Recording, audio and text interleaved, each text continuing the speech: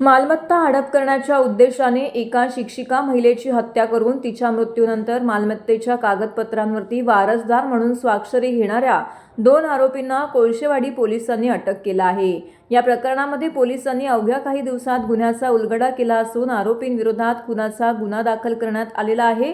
Kolshewadi police ठाण्याच्या हद्दीतील चिंचपाडा परिसरात राहणाऱ्या सरिता मारुती चंदनशिवे या महिला LIC एजंट म्हणून काम करत होत्या।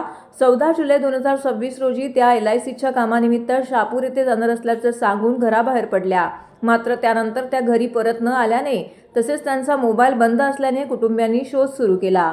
या प्रकरणी सरिता चंदनशिवे यांचे भाऊ प्रवीण मारुती चंदनशिवे यांनी कोळशेवाडी पोलीस ठाण्यामध्ये बेपत्ता झाल्याची तक्रार दाखल केली होती। पोलिसांनी तपास सुरू केला असता 16 जुलै रोजी त्यांचा मृतदेह नाशिक रस्त्यावरील मेडिकल कॉलेज समोरील सिन्नर फाटा मार्गालगत आढळून आला। तपासादरम्यान पोलिसांना CCTV फुटेज, तांत्रिक विश्लेषण आणि गुप्त बातमीदारांकडून मिळालेल्या माहितीच्या आधारे आरोपींचा शोध लागला। या प्रकरणात पोलिसांनी 2 आरोपींना अटक केली आहे। अटक करण्यात आलेल्या आरोपींमध्ये दिवाकर भागुजी आहाड आणि तुषार मुरलीधर रत्नपारकी यांचा समावेश आहे। पोलीस तपासामध्ये आरोपी दिवाकर आहाड यांनी सरिता चंदनशिवे यांच्याशी ओळख वाढवून त्यांचा विश्वास संपादन केला होता। त्यानंतर मालमत्ता हडप करण्याच्या उद्देशाने कट रचून त्यांना ठार मारण्यात आले।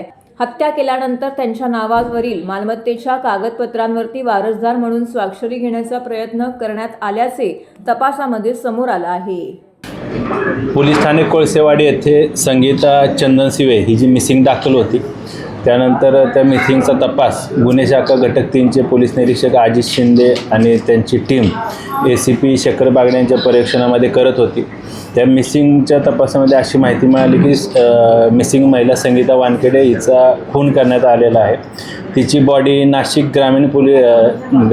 ग्रामीणच्या हद्दीमध्ये वाडेवरे पोलीस स्टेशनच्या हद्दीत मिळून आली दिनांक 15/7 रोजी। त्या अनुषंगाने आपला समांतर तपास सुरू होता। त्या तपासामध्ये असे निष्पन्न झाले की सदर महिलेचा खून हा दिगंबर आव्हाड आणि तुषार रत्नपारकी, संतोष जाधव आणि विनोदचंद्र उर्फ संतोष पांडे या 4 इसमांनी केलेला आहे। त्या अनुषंगाने दिगंबर आव्हाड आणि रत्नपारकी या ताब्यात घेतलं, त्यांच्याकडे चौकशी केली आणि पुराव्यांची जुळवाजुळव केली। त्यामध्ये असं निष्पन्न झालं की यांनी सदर महिलेचा खून करून तिची बॉडी वाडेवरी पोलीस स्टेशनच्या हद्दीमध्ये मेडिकल कॉलेज समोर सिन्नर घोटी मार्गालगत फेकून दिल्याचं निष्पन्न झालं। आव्हाड आणि रत्नपारकी हे त्या सदर महिलेच्या परिसरामध्ये राहणारे आणि बरेच वर्षापासून त्यांची ओळख होती। प्राथमिक चौकशीमध्ये असं निष्पन्न झाले आहे की सदर महिलेचा खून हा तिची मालमत्ता किंवा तिची जी काही तिच्याकडे पैसे आणि इतर जी काही जंगम मालमत्ता होती ती हडप करण्याचा उद्देश असू शकतो, अशी प्राथमिक चौकशीमध्ये माहिती निष्पन्न झाली आहे। यापूर्वी काय आरोपींवर गुन्हे दाखल झाले।